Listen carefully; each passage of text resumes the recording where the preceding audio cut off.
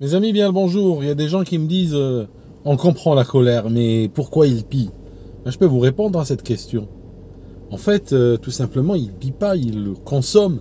Vous croyez quoi? Vous croyez qu'ils allaient ériger des barricades et puis chanter la Marseillaise? On vit comment aujourd'hui? On existe par quoi? Quel est le désir le plus important chez chaque être humain aujourd'hui? Ne me répondez pas comme il y a 2 siècles.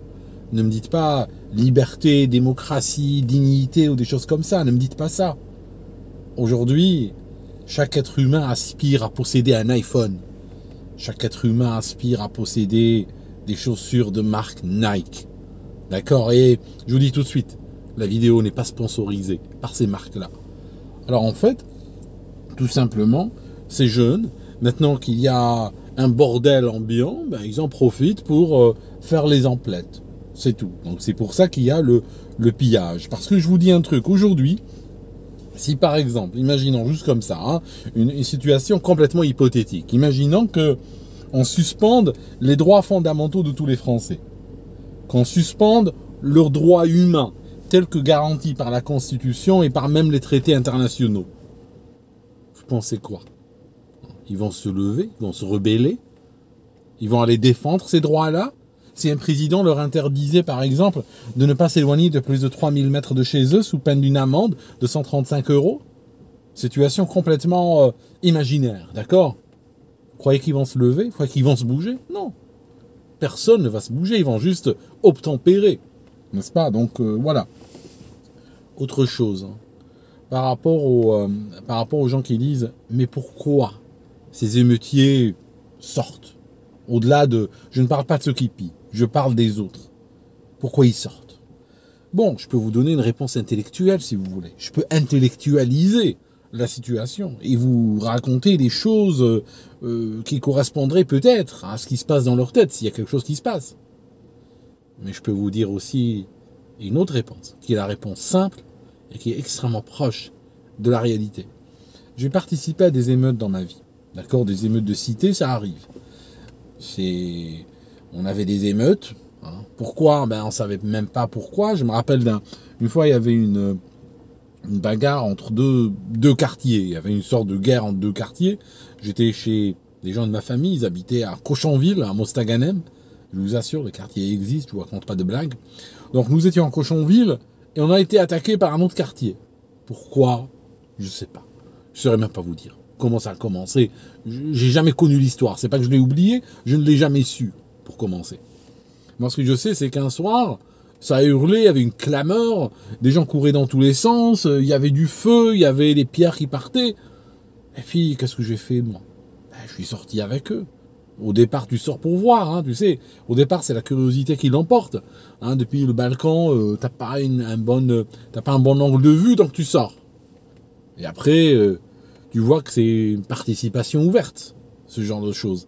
Tout le monde peut venir participer. Ben, j'ai participé. Les événements d'octobre 88, en Algérie, quand tout a basculé, j'étais là. J'ai aussi participé. Pourquoi? Tu veux que je te raconte pourquoi? Ben, la réalité, c'est que si je te raconte aujourd'hui pourquoi, je serai tout simplement en train, a posteriori, de placer une explication rationalisée, documentée, sur un comportement qui, sur le moment, n'avait pas de pourquoi. C'est un mouvement de foule, c'est tout. On a une foule, et la foule n'est jamais rationnelle. C'est pas comme une guérilla. Une guérilla, tu prends les FARC, ou tu prends d'autres guérillas qui existent à travers le monde, ils ont structure, ils ont une hiérarchie, ils ont un manifeste, parfois ils ont même un bureau, une administration, un chargé des relations avec la presse. C'est pas comme ça quand tu as des manifs ou des émeutes. Les manifs, c'est organisé. Mais les émeutes, tu regardes les émeutes, c'est dans diverses villes, à travers des quartiers, des gens qui ne se connaissent pas nécessairement, qui ne sont pas synchronisés les uns avec les autres par téléphone ou par le biais de meetings ou de réunions Zoom ou autres. C'est juste quelque chose qui est dans l'air et on va avoir des gens qui vont sortir et puis partir là-dedans. Quand tu es dans un contexte nihiliste en plus, Ça va aider énormément. Des gens vont sortir, participer sans savoir vraiment pourquoi. J'ai pas pillé quand j'ai participé à des émeutes. La fois d'octobre 88, j'ai pas pillé et j'ai pas mis le feu. J'ai jamais aimé travailler avec le feu. Mais j'ai vu des gens mettre le feu. J'ai vu des gens renverser des véhicules. J'ai vu des pierres partir. J'ai vu des balles siffler. J'ai vu ça. Mais j'ai pas participé dans ce sens. Mais j'ai jeté des pierres aussi. Voilà. J'ai jeté des pierres comme tout le monde jetait des pierres. Pourquoi? Comment? J'en sais rien. Je peux t'expliquer maintenant pourquoi. Mais si je reviens au moment où je le faisais, je n'avais pas d'explication qui tienne la route. C'était un mouvement de foule. Est-ce que ce mouvement était légitime? Oui, il y avait une raison à l'époque pour que ce mouvement ait lieu. Le fait qu'il y ait un mouvement de foule ne veut pas nécessairement dire que ce mouvement est légitime ou illégitime. Mais ce mouvement de foule-là, il existe parce qu'il y a un substrat. Il y a une situation culturelle, sociale, économique. Je ne parle pas de détresse ou de souffrance. Je parle d'une situation. C'est tout, dans le sens le plus neutre du terme. Par la suite, cette situation devient explosive. Et puis il suffit de quelque chose, d'un événement catalyseur, d'un événement déclencheur, et bam, tu te retrouves avec, avec ce qui se passe en France aujourd'hui. Autre chose. Il y a des gens qui sont choqués par les immeubles qui brûlent, les dégradations et tout ça. J'aimerais vous dire une chose. Vous êtes choqués seulement quand vous voyez des immeubles qui brûlent? La France entière, et depuis des générations, est un chantier de déconstruction. L'économie est détruite. L'éducation, la famille, la santé, tout est détruit. Alors peut-être que ça ne donne pas des images quand par exemple on arrête Fessenheim pour des raisons idéologiques et qu'on réduise la quantité d'électricité disponible et qu'on crée une dépendance, qu'on réduit sa souveraineté énergétique, qu'on impacte négativement son économie, qu'on impacte les emplois, qu'on impacte les consommateurs, qu'on crée de l'inflation énergétique. Alors ça, c'est vrai que on va pas voir du feu. On va pas voir une centrale qui brûle. Parce que les élites, elles, les élites, ne vont pas aller te brûler un dépôt de chaussures de sport, par exemple. Ils vont pas faire ça. Par contre, ils vont t'arrêter une station nucléaire et puis tu vas le payer. Tu vas commencer à le payer par tes factures qui sont plus élevées. Tu vas commencer à le payer par ton emploi que tu perds. Ils vont vendre la souveraineté de ton pays. Ils vont la vendre à l'étranger. Ils vont la vendre à des organisations internationales idéologiques qui demain seront en train de te commander. Tu ne verras pas le feu. Mais ce que tu vas voir des villes 15 minutes. Tu vas voir des caméras poussées partout. Tu auras peut-être besoin d'un QR code pour sortir. Ils le font dans le feutré, eux. Pendant que tu focalises sur une femme voilée qui court avec une boîte qu'elle a piquée chez Carrefour, et que je condamne absolument fermement, il n'y a aucune excuse, il n'y a aucune raison pour faire ça. C'est du vol. Dans un pays islamique, on lui a recoupé la main. Là, on oublie de voir les élites qui sont en train de pomper pas seulement le présent, pomper tous les acquis du futur et ce qu'on pourrait construire dans l'avenir, et ils sont en train de se le virer sur des comptes en banque à l'étranger. Ça, on le voit pas, parce que ça, c'est moins visible. La meuf avec sa boîte et ses produits de bouche et ses produits de consommation, ça te donne une image qui va circuler des milliers de fois sur Twitter. Les gens qui prennent des milliards, qui les détournent, ça se voit pas. D'accord? C'est moins visible, c'est moins visuel, donc on y est moins sensibilisé. Aujourd'hui, je voulais aussi parler de cette histoire de voiture et tout, mais ça m'intéresse plus d'en parler. Je vais vous dire pourquoi. Je sais pas où est mon téléphone. J'ai fait un sondage sur Twitter ce matin. J'ai dit, est-ce que, juste pour qu'on soit d'accord, pour qu'on parle de la même chose, parce que des fois, tu prends un gamin, tu lui dis, t'as envie de manger ça? Non. Tu veux manger ça? Non. Tu veux manger ça alors? Non. T'as faim? T'as envie de manger du tout? Non, j'ai pas faim. Vous voyez que, au lieu de parler de détails de plats et tout ça, ça aurait été beaucoup plus simple d'aller tout en bas, d'aller au niveau de la base, essayez de poser une question beaucoup plus simple et voir si déjà la conversation au-dessus vaut la peine d'être menée ou pas. J'ai fait un sondage avec une question très simple. Est-ce que vous pensez que la police doit avoir le droit d'abattre n'importe quel jeune d'origine maghrébine pour n'importe quelle raison? J'ai 12 500 réponses à ce stade. Ça veut dire que j'ai un échantillon ultra représentatif. N'importe qui peut voter. Bien au-delà de mon cercle. Les gens retweetent sans arrêt cela. Donc, les réponses, c'est 37% des gens pensent que oui. Même si vous pensez que ma méthode n'est peut-être pas parfaite ou autre, ok, j'ai 10% d'erreur. J'ai 15% d'erreur. Là, je vous parle de 37%. De gens qui pensent que du moment qu'il l'a fait, c'est justifié. Ça veut dire que quoi? Ça veut dire que si ce jeune, cette voiture était à lui, qu'il avait le permis de conduire, qu'il était garé dans un parking en train de manger un sandwich, que le flic soit venu, qu'il lui ait tiré dessus depuis 2 mètres, sans même que l'un et l'autre s'adressent la parole. Il y a 37% des gens qui auraient dit c'est justifié. S'il l'a fait, ben, c'est justifié. C'est comme cette histoire de Chauvin, le flic qui aux États-Unis avait tué Floyd, George Floyd. George Floyd, il va acheter un noir, il donne un billet de $20, le billet de $20 est faux. Il n'a jamais été prouvé que ce gars faisait circuler ou émettait de la fausse monnaie. C'est juste tout simplement, on l'a arnaqué lui, il savait pas, ça arrive à tout le monde. On savait pas, il a été acheté avec ce billet-là. Le gars du magasin appelle la police arrive, ils vont le menotter dans le dos, le mettre par terre, et puis il y a monsieur Chauvin qui va poser son genou, il y a des photos, très claires. Le genou est exactement sur le cou. Il n'est pas sur le dos, il est sur le cou. Il y a même, vous allez sur le Wikipédia, il y a une photo, elle est là, clairement, de tout son poids, son genou sur son cou, pendant 9 minutes. Durant ce temps, il s'arrête de bouger, il s'arrête de crier, il s'arrête de respirer, et il meurt, et il continue à l'écraser. Pendant 9 longues minutes, et les gens filment.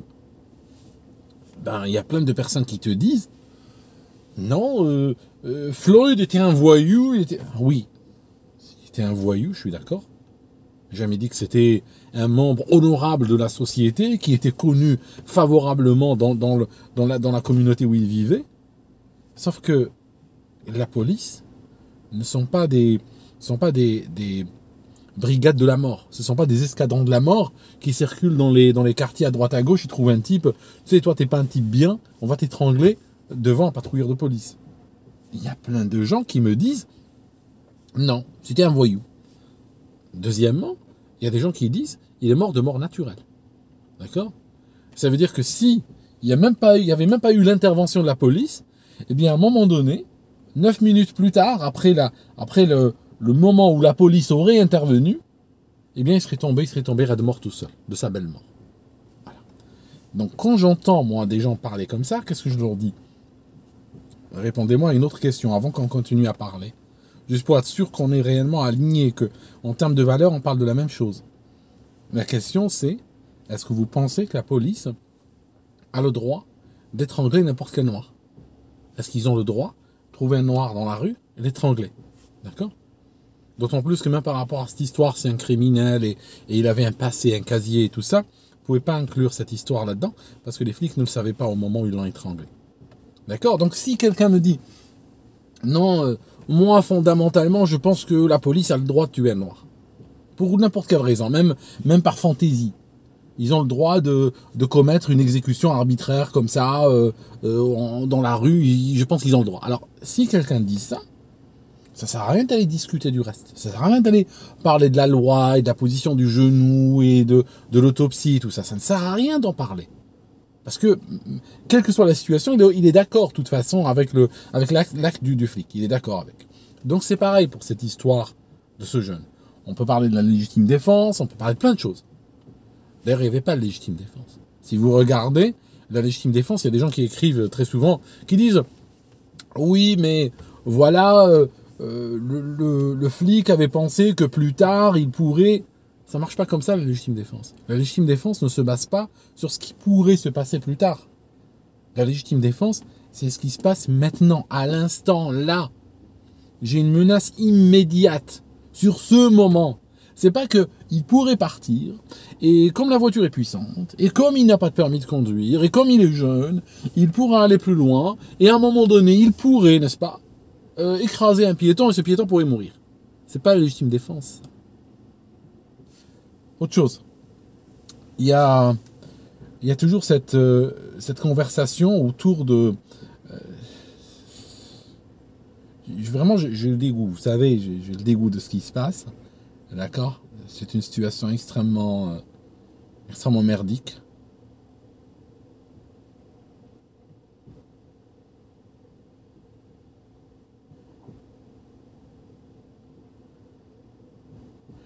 Les gens qui disent les flics racontent qu'il y a eu une poursuite et qu'il a conduit dangereusement et qu'il a fait ceci, qu'il a fait cela. Je vous dis un truc tout de suite. Il vient d'où ce témoignage? Il vient de ces flics qui l'ont abattu. Ce témoignage n'est pas valable. Pourquoi? Parce qu'ils ont menti. Ils ont menti sur ce qu'ils ont fait. Ils ont menti sur ce qui les a conduits à tirer. Pourquoi ils ont menti? Ils ont menti parce que ils ne savaient pas qu'ils étaient filmés par les membres du public. Ils ne savaient pas que des gens ont fait l'acte citoyen de sortir leur caméra, ils ont filmé. Parce que c'est comme l'histoire de Floyd, vous savez. Pour moi, par exemple, je suis pas le gauchiste sur ces plans-là. Je suis pas réellement gauchiste. Hein, si vous me connaissez depuis longtemps. Mais en même temps, ma vision de la police a changé. Il y a un avant et un après Floyd. C'est-à-dire que s'il n'y avait pas, je vous dis un truc. J'avais tellement confiance à l'époque en la police que s'il n'y avait pas la vidéo de l'histoire de Floyd, si sa mère, par exemple, était venue en disant « Mon fils est sorti d'une épicerie, il avait payé avec un billet de 20$, le billet était faux, mais c'était pas à lui, les flics arrivent, ils l'ont étranglé pendant 9 minutes devant le patrouilleur », je ne l'aurais pas cru. J'aurais même pas cru une seconde qu'elle disait la vérité. J'aurais dit « Mais elle ment, c'est pas possible, elle raconte n'importe quoi. La police, c'est pas des tueurs, ils sont pas là pour faire ça. » C'est ce que j'aurais pensé à l'époque. Mais il y avait la caméra, il y avait la vidéo, elle était là, nette. Voilà, à un moment donné, il faut faire face aux réalités. Donc, ces flics ne savaient pas, parce que probablement c'est des abrutis, parce que la réalité c'est qu'aujourd'hui, tu fais quoi que ce soit, et ils le savent, hein, on vit pas dans des états policiers pour rien. Il y a des caméras partout. Quoi que tu fasses, quoi que tu dises, il y a des caméras. Il y a des caméras des gens. Donc là, on a au moins 2 angles de caméras. Plus, il y a aussi des caméras probablement de la ville. Donc, il y a plusieurs angles pour cette scène. Et ils arrivent et ils mentent. Voilà. Et ils mentent. Et puis, un peu plus tard, sur les médias sociaux, arrivent les vidéos. Voilà. Terminé. Game over. C'est pour ça qu'il s'est retrouvé pourquoi il a été inculpé aujourd'hui ou mis en examen, comme on dit. Pourquoi il a été mis en examen pour homicide volontaire? On parle d'homicide volontaire. Le parquet ne va pas créer ça, ne va pas lui mettre collé sur le dos homicide volontaire juste comme ça. Enfin, c'est une situation extrêmement merdique. Mais aujourd'hui, elle est merdique, mais visible. Il y a une semaine, il y a 3 jours, 4 jours, c'était merdique, mais peut-être moins visible. Il y avait moins d'éléments comme ça qui montraient dans quelle situation ce pays vit. Mais aujourd'hui, ça se voit, c'est tout. C'est juste cette différence subtile entre avant et après, c'est tout. Mais après, ce qui risque de se passer, c'est que cette situation va se calmer parce que les émeutes, au bout d'un moment, elles s'essoufflent, puis ça s'arrête. Juste comme ça. C'est un phénomène de foule, d'accord? Donc, c'est assez... C'est pas rationnel. Ça commence, quand est-ce que ça va s'arrêter? Ça peut s'arrêter ce soir, ça peut s'arrêter dans une semaine, mais ça s'arrêtera. Ça s'essouffle et ça s'arrête. On en a eu ici au Royaume-Uni aussi. Ça commence, ça monte en violence, t'as l'impression que jamais ça va revenir en arrière. Puis à un moment donné, ça tombe et personne n'a jamais pu expliquer ça. Par contre, je peux te dire un truc. Même quand ça s'arrêtera, pense que la destruction de ce pays ne s'est pas arrêtée, qu'elle continue sur tous les plans. Et des plans qui ne font pas nécessairement de la fumée, pas nécessairement du feu. Et c'est des choses qui ne vont pas nécessairement arriver sur Twitter ou arriver à la télévision. Mais ça sera là, ça sera en train de se passer. Voilà mes amis, merci beaucoup d'avoir écouté cette vidéo jusque-là. Je vous laisse mon numéro de téléphone. D'accord? Le voici. Vous pouvez me laisser des messages sur WhatsApp. WhatsApp seulement, s'il vous plaît. Pas de texto ou autre, parce que j'ai pas de crédit sur cette SIM pour répondre. Si vous me contactez sur cette histoire de Nahal, vous êtes les bienvenus, il n'y a aucun souci. Si vous voulez me faire changer mon avis sur ce que je vois, ce que je perçois, vous avez tout à fait le droit de le faire. Par contre, s'il vous plaît, si vous me contactez, juste pour qu'on puisse s'entendre, qu'on soit d'accord sur les mêmes... Parce qu'on peut parler que si on a les mêmes valeurs fondamentalement, même si on n'est pas d'accord sur la manière dont ça s'exprime. Dites-moi si oui ou non, vous êtes pour l'exécution sommaire. Si vous êtes d'accord que la police exécute sommairement les gens. Si vous pensez ça, bon, ça sert à rien de vouloir me changer mon avis ou autre, parce que vous seriez d'accord même si le gars aurait été abattu dans son sommeil. Vous auriez dit oui, c'est normal, les flics ont le droit de tuer. Les flics, c'est l'État, les flics, c'est les fonctionnaires, et le fonctionnaire a le droit de tuer les citoyens quand bon lui semble. Je veux dire, en termes de droit, hein, de conscience des droits civiques, vous êtes revenu il y a plus de 1000 ans en arrière. On a le droit de tuer comme on veut. L'État, ben oui, c'est l'État. Et puis lui, fonctionnaire de l'État, il a une étoile. Enfin, je sais pas, ils n'ont pas d'étoile, les flics français, non. Il a un badge, il a un flingue. Et puis, si lui, en tant que représentant de l'État, il a décidé de tuer un citoyen, je veux dire, c'est son droit le plus absolu. D'accord ? Si vous êtes revenu à ce stade, en termes de conscience de droit civique, bon, voilà quoi, j'ai des mauvaises nouvelles, mais on n'en parlera pas ce soir. Ce sera une autre fois. Merci mes amis, à très bientôt.